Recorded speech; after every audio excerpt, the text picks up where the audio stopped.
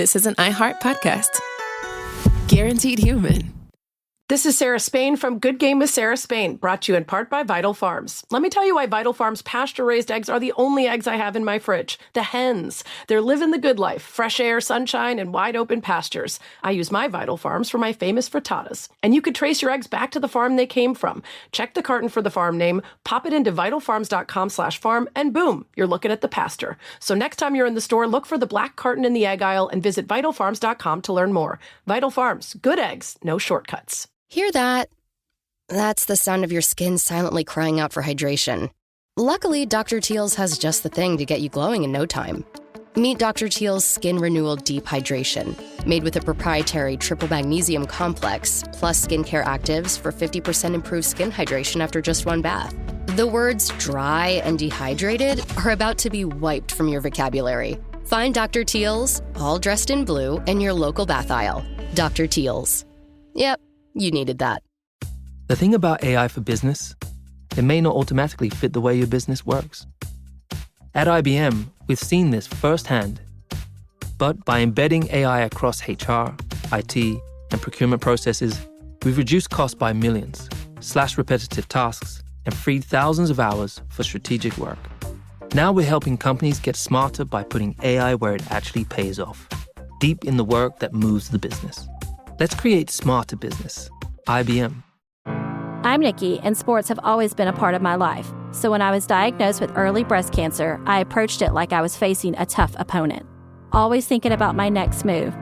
After initial treatment, I learned my breast cancer could still come back. My doctor and I chose Kisqali with an aromatase inhibitor as a next step. Kisqali ribociclib 200 milligram tablets with an aromatase inhibitor is for adults with HR-positive, HER2-negative, stage 2 or 3 early breast cancer with a high risk of coming back. Kisqali may cause serious skin reactions, liver problems, and low white blood cell counts that may result in serious infections. Life-threatening lung problems and abnormal heartbeats can occur. Your doctor should test your heart and blood before and during treatment. Tell your doctor if you have new or worsening cough, chest pain, or dizziness. Before taking Kisqali, tell your doctor all your medical conditions, medicines you take, and if you're breastfeeding, pregnant, or planning to be, as it can harm an unborn baby. Common side effects include nausea, headache, and tiredness. Nikki is a real patient compensated for her time. Learn more at Kisqali.com. Body Bags with Joseph Scott Morgan. When I was a kid, there was a location that me and a couple of my other buddies used to go to on bicycles. I never was a kid that had like one of the BMX bikes. I always had a 10-speed. But they had the early incarnations of BMX bikes. And so, what was I going to do? I still rode with them. And we'd go out to this one location. An interesting story, I began treating my 10-speed like it was a BMX bike. And until finally one day when I was riding it home from school, it literally fractured in the center as I was going down a sidewalk in it and split in two. It had nothing to do with the surface I was currently riding on, but it had everything to do with the surface I'd previously been riding it on. And we call the location, believe it or not, the Humps. And it was this area that had been developed or was going to be developed, and it never quite made it. Well, today we're going to talk about a case down in Florida that involves a similar location, only it's a bit better organized than my old stomping grounds. And the name of it is called The Compound. And what I'm about to tell you, you're not going to believe. As a matter of fact, I would venture to say that the police, when they wound up, couldn't believe their eyes either. I'm Joseph Scott Morgan, and this is Body Bags. Dave, were you a 10-speed guy? I'm just curious. As soon as you started talking about bikes, I almost wanted to just zone out because, we were from Jump Street. Yeah. We were every bike there was. And I was the younger of my older brother, being 2 years older and 100 pounds heavier. I got his leftovers, whatever he hadn't destroyed, I got. So we actually were given, bikes along the way, and we converted all of them. No matter what they were, we converted them into something else. with borrowed parts or whatever. So yeah, I was a bike guy until, and that's actually when you started talking, and I was thinking about the compound, the area we're dealing with today. Right. Yeah, that's such a great kid place. That's what it sounds like. Oh my gosh. Yeah. I mean, you could ride for hours and make up all kinds of scenarios. You know what my favorite bike was though? I think I got it when I was 7 or 8. You're going to remember what I'm talking about. I can tell you right now. No, a Royal. It was a Schwinn. Oh, it was the one with the banana seat. Yeah. And the sissy bar on the back. Yeah. And it kind of, remember how they kind of look like a chopper? Yep. I wasn't allowed to have it. I wanted one so bad. I had one. It didn't have like a gear shift on it, but it was really cool. Mine was purple. And since you remember the gear shift? Yeah, I didn't have one. No, that's what I'm saying. But you remember? I thought that was something I dreamed of. The gear shift that it had, yeah. And mine was purple. And, growing up in Louisiana, LSU fan. Wow. And so that was really cool. You had a purple bike. Of course, we lived way out in the country and I didn't have any friends. So, and still today, got a cool bike like that. I don't have a lot of friends. I have you. I talk to you. Buddy. Hey, I know. Maybe someday you and I can go ride bikes together. That won't happen either. Nope, can't do it. Can't ride a bike. No, not anymore. I forgot. But I will tell you this, Joe. Yeah. This area in Florida called the Compound, it was actually a huge undertaking. It was going to be an exclusive area to build houses. And when I was researching everything, I was like, we've had a couple of stories about bodies being dumped in the compound. It's in Palm Bay. Yeah. And the reason is this. There's roads. Okay. They paved the roads because if you're going to build houses, you got to have roads to drive the stuff on. And so they had the planning done, the surveying done. They had the sewage and all that done. But when it came time to actually building, well, they didn't get there. So you've got all these areas. It's like a maze of roads that lead to houses that don't exist. And it's overgrown now. And that's the scene of the story. If you can imagine this, police get a call that there are vultures circling around something in the compound. Now, there are a couple of different stories of this, okay? Different tales have been told. The only one that I can come up with that I actually can bank on is police were given a call on the non-emergency line.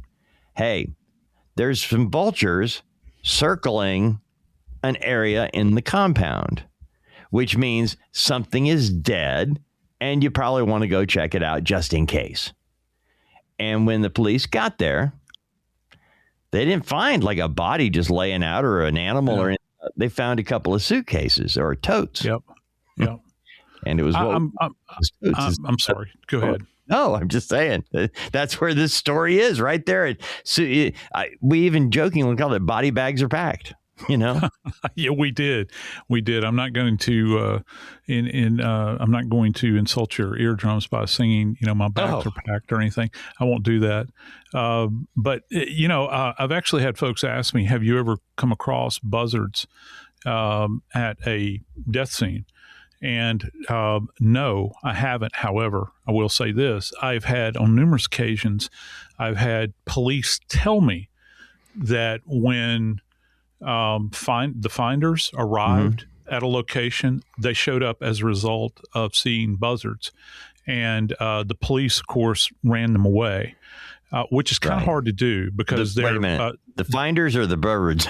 I'm just curious. Well, it's hard. It's hard to know. I know that in at least 2 instances, the police, when they rolled up, the people have this natural fear of buzzards, vultures, and I understand why, because they're, when you think about what they engage in, it's quite disgusting. Yeah. But they're very timid animals. Interesting little aside here. Did you know that when frightened, these animals actually vomit and defecate simultaneously in order to gain flight or in order to gain air? They will. And the reason I know this, we had an old barn. We lived in the mountains in North Georgia, and we had a barn that was adjacent to us, and there were buzzards roosting all around this area. And our cabin was like at about a 2,700 foot elevation. So they could take flight from there and circle the area. There were cow fields all around and all kinds of stuff like that. And they could go look for, because they are scavengers. And so when you get a loft like that, and their sense of smell is really tuned in. And so anytime they get a whiff of something that's in decay, they'll circle down onto it and begin to feast. And what's really creepy is, have you ever been by one of these houses or a location where there are like buzzards everywhere? You know, my grandmother's generation, she would have taken that as an omen. Oh, yeah. And sometimes, I got to tell you, sometimes I see them and I'm thinking, wait, are those things over my head? You know, you're thinking they're circling you, you know? You know, Joe, the first time I saw a dead body out in an area where there ought not be a dead body. Yeah. It was, before I saw the body, before I saw the police officer getting on the scene, I actually saw the vulture. There were two of them circling, and I happened to catch them out in the country, and I saw them first. The buzzards, the vultures. Are those interchangeable words, or are they different birds? For me, they are. And again, I am no naturalist by any extent, but I will tell you that, I know that there's a difference between a condor, which you see out in California, which I've always wanted to see in person, a California condor, these massive birds, and certainly incredible. A buzzard. But that's what I was saying. When I saw the vulture the very first time, Joe, I was driving towards my house, and there was a guy, and there was one cop car, but it was like one of those off-duty patrol cars, you know? Right. You knew what it was, but it wasn't patrolling. And I saw, as your eyes are right in front of you going down a country road. But I saw these birds. And so I was kind of looking where they were. And I noticed as I turned the corner and I came upon the car, the buzzards were above. And I start looking down. I see the police officer or sheriff's deputy standing near a body laying down. My first thought, Joe, was that he was getting him under arrest. My second thought was, wait a minute, there's this guy's motorcycle and that guy ain't moving. Yep. And that's when I realized, and he'd been shot in the back while he was riding down the road. And it was those buzzards. Yeah, that's the first time I ever saw it. It's almost like, the first time you ever saw something like that, I'd seen dead bodies before, but never out in the wild like that, where somebody's life had come to a violent end, not of their own doing. That was the first time I saw it. Vultures. Yeah, it's striking to see it. I'm not going to say that flies would impact me the same way, because I'm used to seeing flies. That's one of the things that you associate with this. And again, flies are attracted by smell. Isn't that interesting? Wow. It's not like sight. They're not sight hunters or anything like that. The human remains in Florida, would they have been eaten up with mosquitoes and flies and everything else? Oh my gosh, yeah. Really? Even in a suitcase? Even in a suitcase, yeah. And so, when the police roll up, when, the actual people that are going to examine this, they had no idea, what you're going into. But what you do know is that this is some kind of organic that is contained within containers. And we've got a couple of things to deal with that too, where the individuals, you're attracting flies over this area. You have no idea what's in there, but you know that it's something that is organic, something that is decomposing. You're not going to find flies, for instance, on an old car carcass, right? On a discarded skeletal remains of some 1957 Buick or something. That's not going to happen. It has to have some kind of biological decay that's going on to attract any of the fauna that would show up. And certainly, I've talked about Louisiana and my career down there. Florida is very similar in the sense that the environment is so incredibly harsh that it's going to attract flies quite readily and be able to feast. And that's what's happening. And so, in answer to your question, flies, if you're talking about a couple of suitcases, which we are in this case, flies still can find a way to get into those areas. Dave, here's something else that folks might not know. Did you know that there is actually a species of fly that are called coffin flies? That you can have in graveyard cemeteries that will burrow down into the earth, and actually you can find them in the area in a casket with the dead. So it's amazing, the sense of smell, and it's always an indicator. It's that first step, right? Because, we talk about the 7 signs of death, and, one of those is obvious signs of decay. And certainly in this case, I think that this would be a major indicator here. But what would be the motivation? Why, in fact, would someone go out to a location so isolated in an area that has got, and dig this, guys, if you want to think about how much this was developed, over 200 miles of roadways in this already previously developed area that's never been used?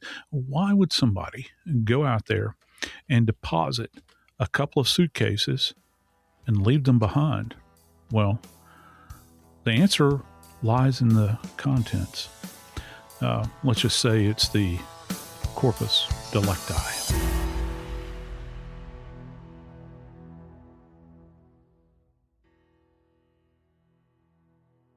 Support for the show comes from Public, the investing platform for those who take it seriously. On Public, you can build a multi-asset portfolio of stocks, bonds, options, crypto, and now generated assets, which allow you to turn any idea into an investable index with AI. It all starts with your prompt. From renewable energy companies with high free cash flow to semiconductor suppliers growing revenue over 20% year over year, you can literally type any prompt and put the AI to work. It screens thousands of stocks, builds a one-of-a-kind index, and lets you backtest it against the S&P 500. Then you can invest in a few clicks. Generated assets are like ETFs with infinite possibilities, completely customizable and based on your thesis, not someone else's. Go to public.com/podcast and earn an uncapped 1% bonus when you transfer your portfolio. That's public.com/podcast. Paid for by Public Investing. Brokerage services by Open to the Public Investing Inc. Member FINRA and SIPC. Advisory services by Public Advisors LLC, SEC registered advisor. Generated assets is an interactive analysis tool. Output is for informational purposes only and is not an investment recommendation or advice. Complete disclosures available at public.com/disclosures. Life gets messy. Spills, stains, pet accidents, and kid chaos. But with Anabay, cleaning up is easy. Our sofas are fully machine washable, inside and out, so you never have to stress about messes again. Made with liquid and stain-resistant fabrics, that means fewer stains and more peace of mind. Designed for real life, our sofas feature changeable fabric covers, allowing you to refresh your style anytime. Need flexibility? Our modular design lets you rearrange your sofa effortlessly. Perfect for cozy apartments or spacious homes. Plus, they're earth-friendly and built to last. That's why over 200,000 happy customers have made the switch. Upgrade your space today. Sofas start at just $699. Visit washablesofas.com now and bring home a sofa made for life. That's washablesofas.com. Offers are subject to change and certain restrictions may apply. It's said everything happens for a reason, but maybe everything happens for a Reese's. Take noise-canceling headphones. Do they block hearing to heighten taste? That sound seems to show everything happens for a Reese's. If data management is slowing down your business, you need the Intuit ERP. If one entity is here, and one here, and one here, and one here, you need the Intuit ERP. If scaling your business feels like starting over, you need the Intuit ERP. Intuit Enterprise Suite is the AI-native ERP solution that consolidates, migrates, and automates, all in one place. Learn more at intuit.com/ERP.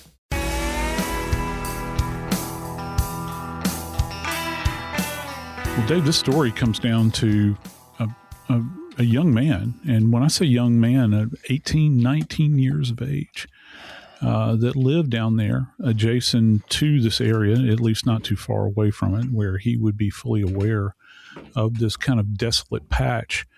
And the police took quite an interest in him, particularly after they found these items, if you will, at the compound, kind of partially concealed beneath vegetation, but still not concealed. They're not buried or anything. And then they couple that with a fellow from the same neighborhood that's missing.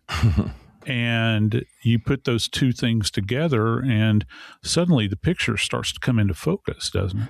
Well, it was interesting. We mentioned the vultures and the police finding the suitcases or tubs, but before we go to where we go to the guy's house, Joe, when police come upon something like this, I mean, I know that they know that you mentioned organic matter. They know something is inside these bags that ought not be there because it ain't clothes. You know, we expect to find clothes and toiletries in a suitcase maybe, but not dead things, people or animals or what have you. So when that happens, what do they do? Do they put up a tent, block everything? I mean, how do you go about in an area like this that is wide open and accessible? What is the search area? How far out do you have to go to limit the search for evidence for what you have just recovered? Because you don't know what's in there. You can't move those, right? No, you can't, at least not initially. You cannot move these receptacles. We'll call them that because we've heard suitcases and we've also heard bins used. Yeah. And they've been, I'm not going to say coy, but they have been less than forthcoming. And look, I understand completely. There's things that you and I don't need to know at this point in time. What we do know that, kind of want to know, that when they would go to a scene like this, they would lock it down and they're going to secure that area because just because you have these bags that are out there or receptacles, you want to understand how they got there. Okay. We know that they just didn't magically appear like bewitched, right? They didn't wiggle their nose and they just appeared. We want to know if there's evidence that from one of these abandoned adjacent roadways, remember I'd mentioned there's over 200 miles of streets that are out there. Paved roads. That. And nobody's using them, man. It's going to be a big place, man. It is. And is there some evidence that something was drugged there?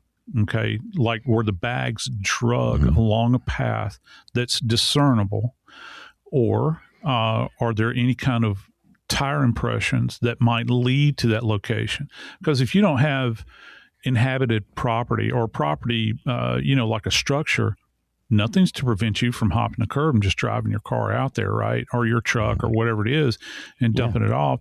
Also, you think about footprints. So all of that stuff has to be secured. And let me tell you something, just because you have this one concentric area of deposition doesn't mean that things haven't been tossed out adjacent to it. So in answering your question, which is a valuable bit of information, how do you establish the perimeter? The perimeter is as big in this location as your imagination can handle.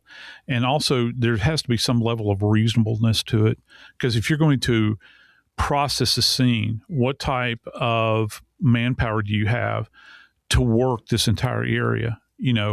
Are you going to bring... so that comes into play. That does come into play. Yeah. Okay. I was just curious. It absolutely does. I've been on scenes before where you're out in a vast area. We've actually brought in trustees, believe it or not, from the prison to walk abreast.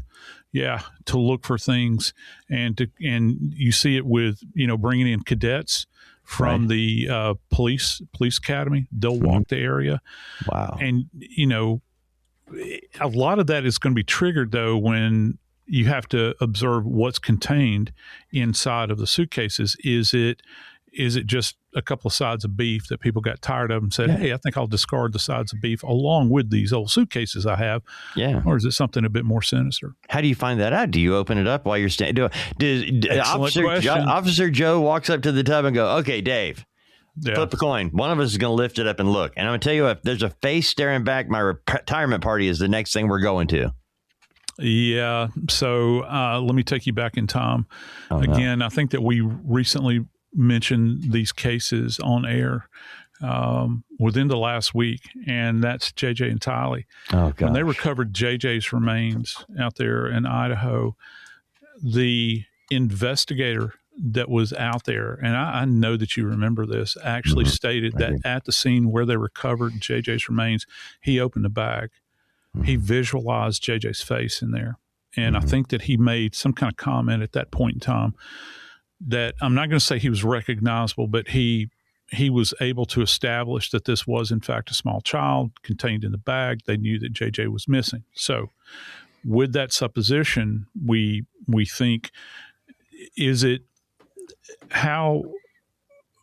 what do you do at that point in time? Do you lift the clasp on a bag like this? Because just by lifting the clasp, you are in effect perhaps canceling out any kind of DNA deposition, latent prints, or anything that are just by you actuating the clasp with your thumbs, and also applying pressure to the top of the case as you're lifting it up.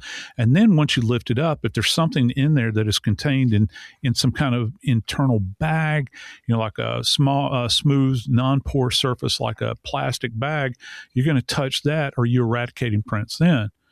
And any kind of evidence, anything else that's in there. So it's a real risk. It's a calculated risk. And we've got two suitcases. So do you just open one, or do you open the other? Or once you've confirmed that there are human remains, you say, okay, fellas, we're not going any further. We've confirmed that these are human remains. We're going to contain them as is, collect them as is, and have them conveyed back, which in this area of Florida, by the way, you would have a district medical examiner's office. They don't have coroners down there. And you would convey them back to the ME's office. So this is going to be key. Here's one more thing that you have to think about. If you've got trace evidence on those suitcases out there, is this the ideal situation in the sweltering heat? Even though it's March, it's still hot and humid in Florida, as we well know. That's one of the reasons we love Florida to go there, right? Because it ain't freezing. Do you go ahead and process it out there in the field for trace evidence, or do you wait till you get it back to a controlled environment? And the morgue is not the controlled environment. So if you get the remains, which are contained in a bag, back to the morgue, the people in the morgue have to be very careful now. Because now you have to extricate out of there whatever's in there, and you can't touch it. It's like playing. You remember the game Operation? Don't touch the sides, right? And the nose. And I never can win that game. I play it with my grandkids. I'll always get beat at it. I just don't have the steady enough hand for it. But with that said, that those cases still have to be processed for any kind of trace elements that might be contained in there. That's why a working relationship between the medical legal community and the legal community, or let me rephrase that. We'll say the law enforcement community, which contains the forensic technicians, you got to be on point. That's why I always admonish anytime I see a detective anywhere. I hate to say admonish, but I am kind of grandfatherly now, so I will say admonish. I've earned that right. I will admonish them and say, go to the autopsy, because a lot of times you'll have events where police will not attend autopsies. Send your technicians, have them be there. I know it's not a shocker there. Yeah, it is. So you need to be compelled to go, because you never know what's going to happen there. Yeah. The crime scene is still not completely been worked at this point. You know why? Because the interior and the exterior of those cases is in fact still a crime scene. Wow. All right. So you've got two things that are closed. Once you identify that, that there is a person inside this one. Yeah. The other one stinks too. Yeah. Am I thinking I got two short people, or is this the same person? I mean, do you have to verify that that's also human, or do you just move forward assuming it's also human? Or I guess I'm trying to figure out how you go about making sure, like you were talking about. I didn't think about putting pressure on, like lifting a tub, where you push. I didn't think about that. As soon as you said that, I went, wait a minute. You get your thumbs on there, you got your fingers over here, and you're pulling. It's touching my palms. I am messing up the entire scene. Yeah, I was actually thinking about, I know I refer to this case a lot, but it's always stuck with me. It's the Lind case out of Seattle. Oh, yeah. Where the young mother had her remains wrapped and deposited in multiple receptacles around Seattle, and they were all eventually, I think, maybe I'm misremembering, but I think they were all recovered. Once I can confirm that I have a single human remain, I'm not going to go through bag by bag and open those up in a non-controlled environment, because not only do I want to be in the presence of other people to witness what's happening, I want to get external photographs in as a controlled environment as I can possibly have. I don't want to have thunderstorms showing up over my shoulder or just rely on the safety underneath a tent. I want to try to get it back to a controlled environment piece by piece and have them all laid out on a table. And it's at that point in time, after they have been photographed, probably weighed individually. I would try to weigh the whole thing individually. Okay. And when I say that sounds odd saying that, the whole thing individually, what I'm talking about, the whole intact package, I'd want to weigh it individually. All right. And then photograph it, measure it. I'm going to do a circumference on it. I'm going to do a greatest length on it. I'm going to document all of that to the greatest degree possible. And then with other people there, including a crime scene technician, the supervising forensic pathologist, their technicians, we will gently, very, very gently unpackage this thing, because every little removal of tape or fold or anything there has, if you compromise that in any way, you run the risk of compromising the entire case. So you have to remain cognizant of that at all times. Wow. Now, something that investigators found in the evidence, we'll call it that, the evidence, led them to a house. Okay. Yeah. And it's because if you have like, an Amazon package in the suitcase that contains a body, and that there's an address on that package, well, that's a starting point. It could just be happenstance that package with that address ended up with that body, but it is a starting point. And they found a kitchen knife, some other personal belongings that were all addressed to the same person, a 19-year-old guy named Lucas Jones. So police are like, well, let's go talk to Mr. Jones and see what we can find out. Why do we have this stuff in here with this body? So they did get a search warrant, investigators did, because they had a good feeling that they needed to search the place, and they needed to be able to do it at the same time that they made their presence known to whoever was in the house. So they show up with a search warrant at Lucas Jones's house. Now, when Lucas answers the door, Joe, the officers, they notice several things. Well, they noticed he looked like he'd been in a fight. He looked like he'd been cut up a little bit. If I'm not mistaken, had a bruise. Yep. He had, beyond the bruise, he had, visible healed wounds and bruises on his left shoulder and the right side of his neck, bloodstains inside Jones's home, which they saw, and a kitchen knife resembling the one found in the suitcase. Yeah, I'm thinking that this is probably a bingo. I can just imagine that, the police officers that showed up there in order to facilitate the search warrant, they're thinking about this, and they're thinking, wow, we've got a match here relative, in particular, one of the biggest giveaways, not only is there an address contained within these vessels, if you will, leading back to this young man's address, that address, of course, on the Amazon packaging, that is contained with a deceased human being, but also they have a knife. But when I tell you what else they discovered, you're not going to believe anybody could be this stupid.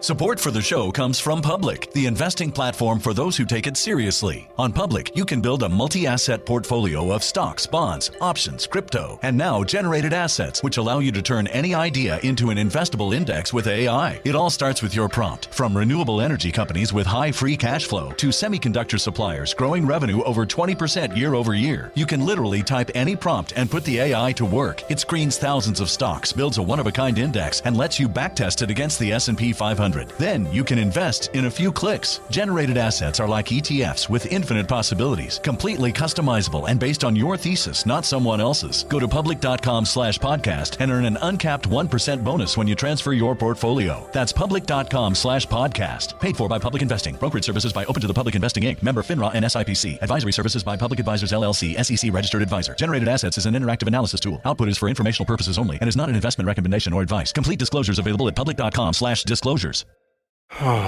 Sink into affordable luxury. Anabay is the only machine washable sofa inside and out. With stain-resistant slip covers and a cloud-like frame duvet, everything goes right in the wash. Plus, the modular design lets you change the look of your space anytime. Visit WashableSofas.com to upgrade your home. Shop up to 60% off site-wide, with sofas starting at just $699 and a 30-day money-back guarantee. Shop now at WashableSofas.com. Offers are subject to change, and certain restrictions may apply.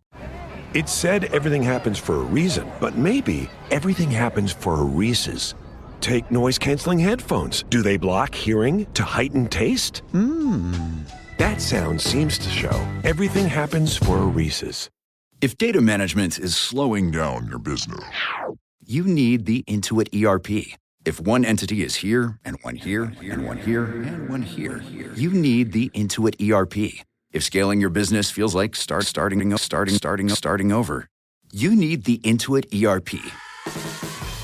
Intuit Enterprise Suite is the AI-native ERP solution that consolidates, migrates, and automates, all in one place. Learn more at intuit.com/ERP.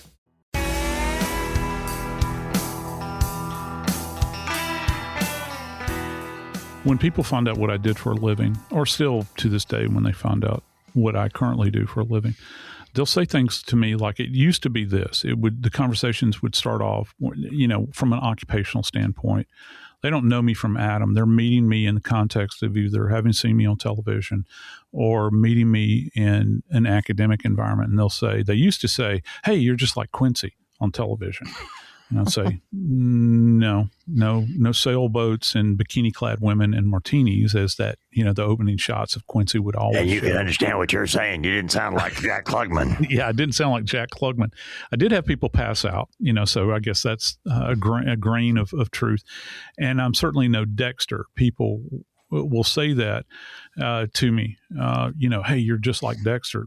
No, I'm not a serial killer, I promise. I'm pretty much assured of that. I know that I'm not. But one of the things that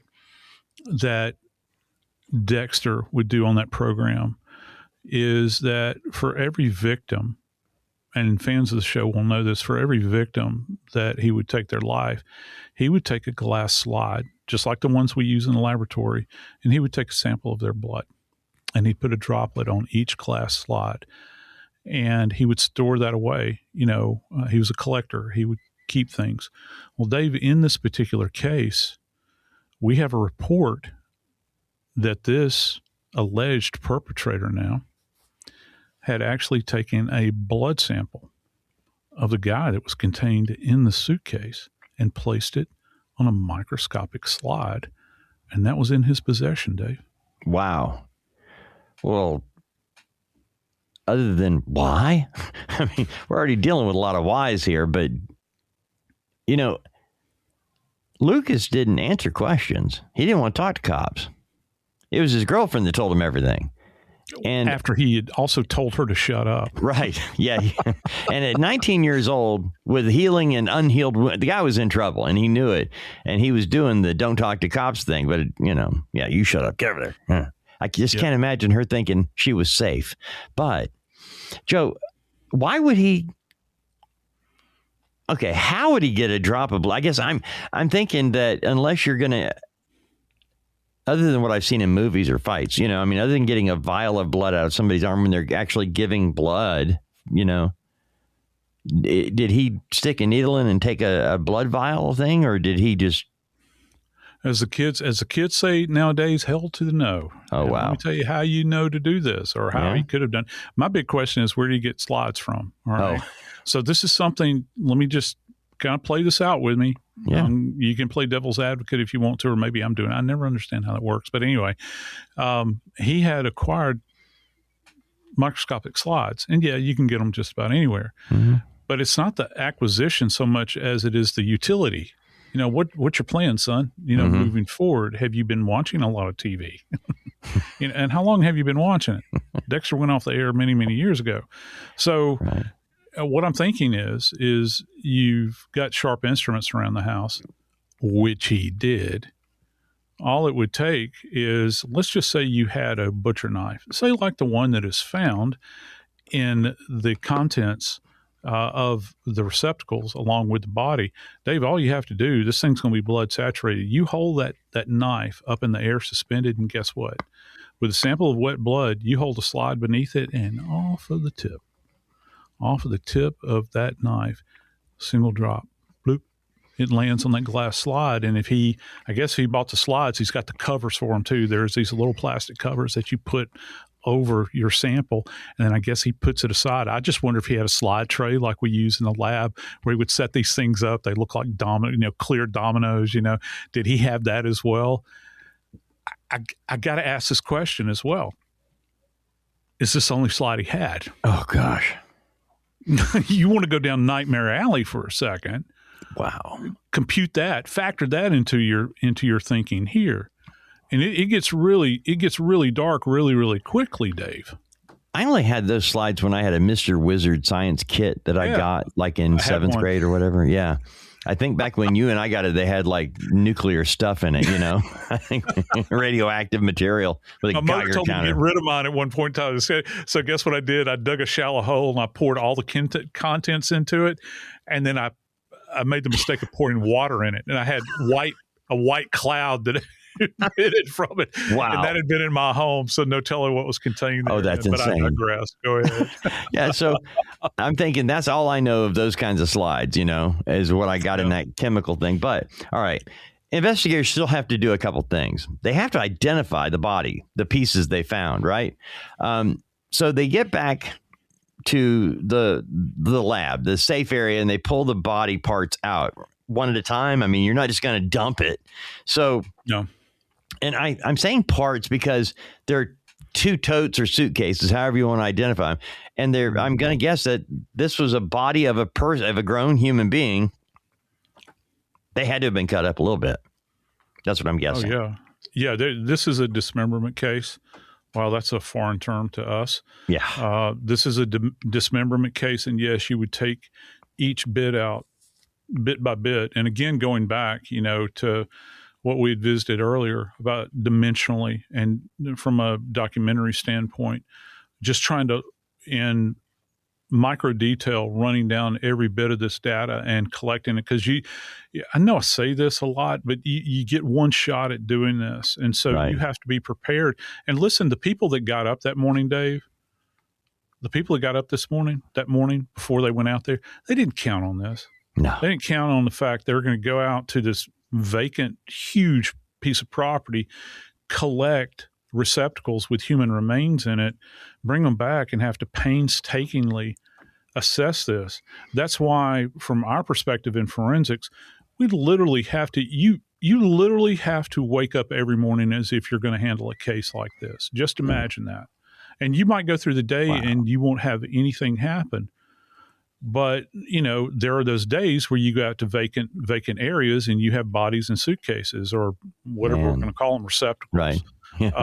And you have to process it that way because you understand enough that there's high probability you're going to wind up sitting on a stand at some point in time. Those people that are holding your feet to the fire when you're on the stand were not out there. Right. And the people certainly in the jury box were not out there. So you have to you have to be able to document this so well so that it clicks in your brain so that you can tell this story. I hate to say tell story because it sounds like you're making stuff up. You're really not. You're presenting a narrative to them by virtue of what you've seen. And if you don't get it right the first time, you're just out of luck, Bubba. You have to paint a picture that can be understood, and it's not easy. But in this particular case, investigators had the address to go to. They had a possible person to talk to, and that's what they did. Now, as we mentioned, Mr. Jones, Lucas Jones, was unwilling to talk with police, told his girlfriend to shut up. She said, I'm still talking. And this is how they found out who it probably was. It's not like that the investigators had to run DNA and everything else and send it off to Othram to figure out who this person was that had been found dead with vultures overhead. They had an idea. Now, you still have to prove it. Just because the girlfriend says, well, there's a guy. His name is it Collie or Coley? I'm trying to figure. Collie? Okay. Mm-hmm. Well, Collie Lee Daniel He had been staying there at the house apparently and was lying asleep or unconscious on Lucas Jones' bed on March 20th, according to the girlfriend. The next day, after she saw Daniel asleep on the bed, she says that Lucas Jones instructs her to drive to the compound. She watched as Jones discarded 2 totes in separate locations in the compound. She tells police she did not know what was inside the tote or the suitcases.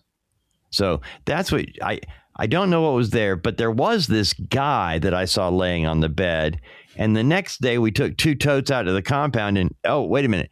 You guys found the buzzards flying around these 2 totes in the compound with his address. I'm guessing that maybe it could be the guy I saw laying on the bed, but I don't know that.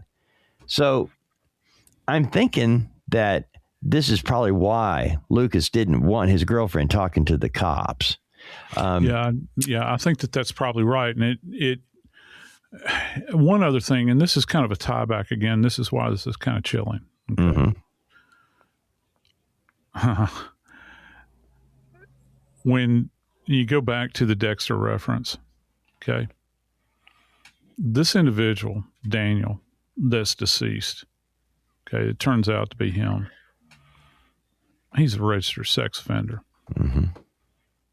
And he did not live that far away from the suspect. And let me tell you how close he lived. He lived so close that apparently the suspect confided to his girlfriend, who, by the way, I think they'd only been boyfriend, girlfriend for like a month and a half. Wow. You think about, well, was she really vested in this relationship? Well, not enough to go to the Florida State Penitentiary over it, at that point in time. She's going to roll over.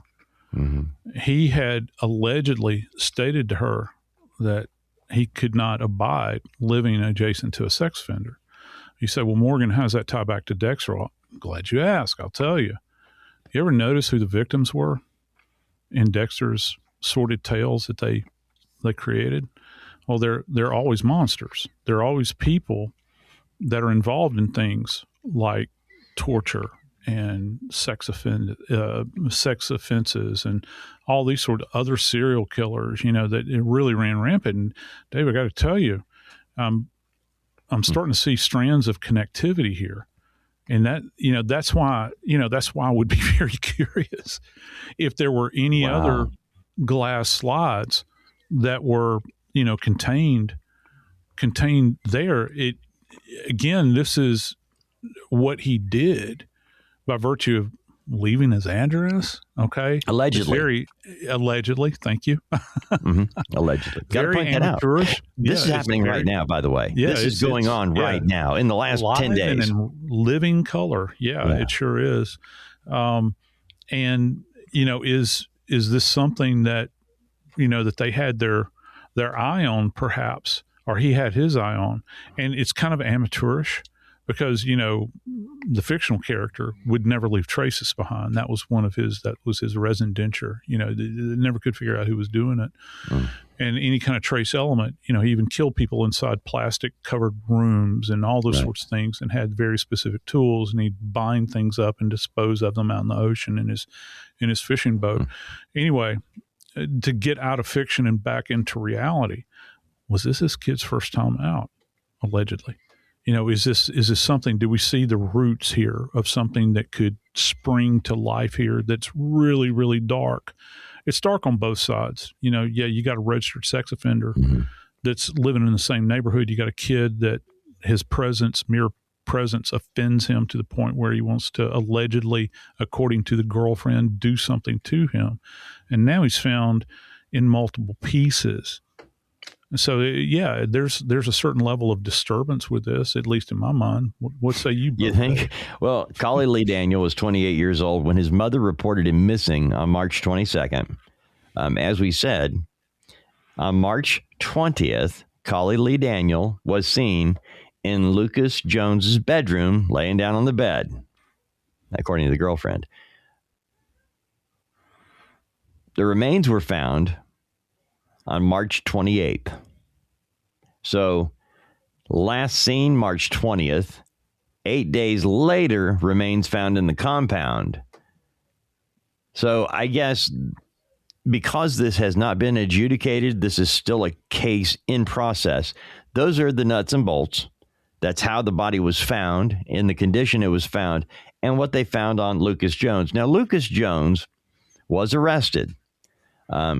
He was initially charged with abuse of a dead body, tampering with evidence, and then it was later upgraded to second-degree murder. There is a lot more to this story, Joe. Yeah, there is. We just don't know, and I think that right now, I think detectives are looking for more glass slides around that house. Brother, I have to think that they're at least entertaining it. Okay, they have to be. Because, if a dummy like me can look at this and draw this conclusion, when they have time to settle down, and you have to figure that people are whispering in their ears. Well, if they haven't considered, I'm sure that they've considered it. Between them and the medical examiner, that are working this case, they would have taken this into consideration. The DA might show up later and try to take credit for it, but it's going to be the cops, along with the ME personnel that are working the case, and this will be factored in. And just in case folks want to know about Collie Lee Daniel, that this is a real thing, that he was on the sex offender list. And listen, I'm looking at it right now out of Florida. It's current. He got hooked up back in, his case was adjudicated on the 29th of October, 2018 for lewd or lascivious battery with a victim of 12 to 15 years of age. And in 21, that's going to be March the 30th of 21. And I guess this is after he had been released. He failed to report to the sheriff's office as a sex offender. So that was on the list as well. But that's, it kind of falls off the map after that. They're keeping track of him, obviously.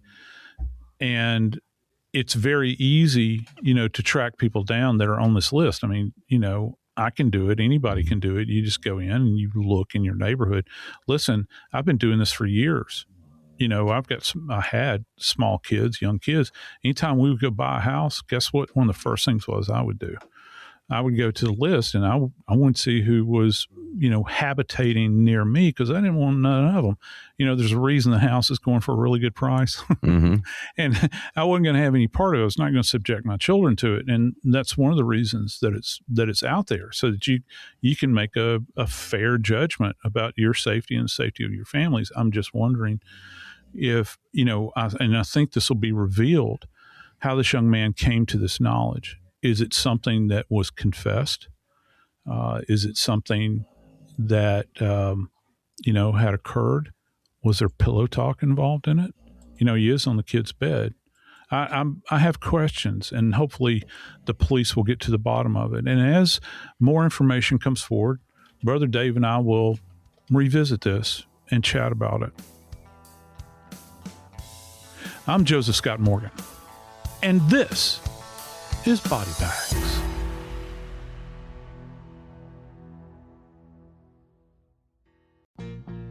Life gets messy. Spills, stains, pet accidents, and kid chaos. But with Anabay, cleaning up is easy. Our sofas are fully machine washable, inside and out, so you never have to stress about messes again. Made with liquid and stain-resistant fabrics, that means fewer stains and more peace of mind.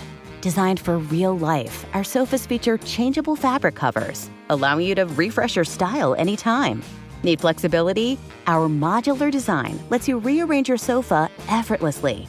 Perfect for cozy apartments or spacious homes. Plus, they're earth-friendly and built to last. That's why over 200,000 happy customers have made the switch. Upgrade your space today. Sofas start at just $699. Visit washablesofas.com now and bring home a sofa made for life. That's washablesofas.com. Offers are subject to change and certain restrictions may apply. Honestly, no one wants to think about HIV, but there are things that everyone can do to help prevent it. Things like PrEP. PrEP stands for pre-exposure prophylaxis, and it means routinely taking prescription medicine before you're exposed to HIV to help reduce your chances of getting it. PrEP can be about 99% effective when taken as prescribed. It doesn't protect against other STIs, though, so be sure to use condoms and other healthy sex practices. Ask a healthcare provider about all your prevention options, and visit findoutaboutprep.com to learn more. Sponsored by Gilead. Get a full body reset anywhere you go with Dr. Teal's Magnesium Spray. It's a concentrated magnesium blend of pure Epsom and Dead Sea salts, all bundled up in a convenient on-the-go bottle. A few quick sprays will relax your body and mind and keep you feeling recharged all day long. It's wellness you can feel, and you can find it in your local bath aisle. Dr. Teal's. Yep, you needed that. This is Sarah Spain from Good Game with Sarah Spain, brought to you in part by Vital Farms. Let me tell you why Vital Farms pasture-raised eggs are the only eggs I have in my fridge. The hens. They're living the good life. Fresh air, sunshine, and wide open pastures. I use my Vital Farms for my famous frittatas. And you could trace your eggs back to the farm they came from. Check the carton for the farm name, pop it into vitalfarms.com/farm, and boom, you're looking at the pasture. So next time you're in the store, look for the black carton in the egg aisle and visit vitalfarms.com to learn more. Vital Farms. Good eggs, no shortcuts. This is an iHeart podcast. Guaranteed human.